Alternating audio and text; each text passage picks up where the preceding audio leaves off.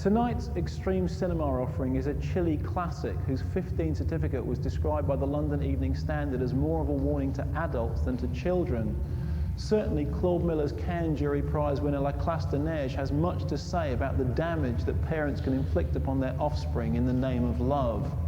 La Classe de Neige is based on a best-selling novel by Emmanuel Carrère, which was itself inspired by a real-life news story, prompting one critic to remark that it had the imaginative observation of the one combined with the cold-hearted reportage of the other.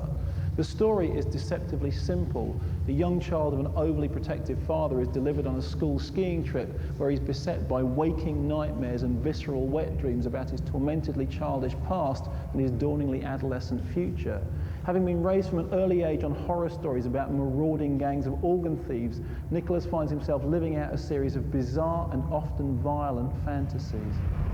Having served his apprenticeship under Francois Truffaut, in whose shadow he would inevitably walk, Claude Miller was perhaps best known as the creator of the 80s thriller Garde à Vue, recently remade as Under Suspicion, and the 90s hit La Accompagnatrice. His ability to deal sensitively with the traumas of childhood is here helped by a brace of excellent performances from actors whose youthful years belie clearly adult talents, and who help him to negotiate a fine balance between scenes of childhood isolation and fantastical flights of the imagination.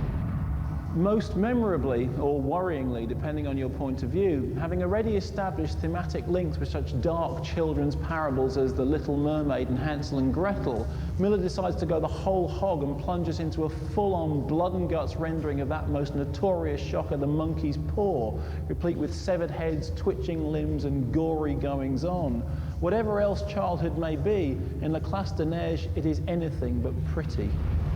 It was perhaps this unsettling blend of understated intimacy and gaudy spectacle which most upset some critics, who made unflattering comparisons with Neil Jordan's The Butcher Boy, when they would perhaps have been better served by looking at, for example, Atomic Goyen's The Sweet Hereafter, or even Disney's Sleeping Beauty, both of which are closer in tone to the cracked fairy tale nightmare of Miller's movie, which takes that most unspeakable of subjects and turns it into an eerie, icy elegy.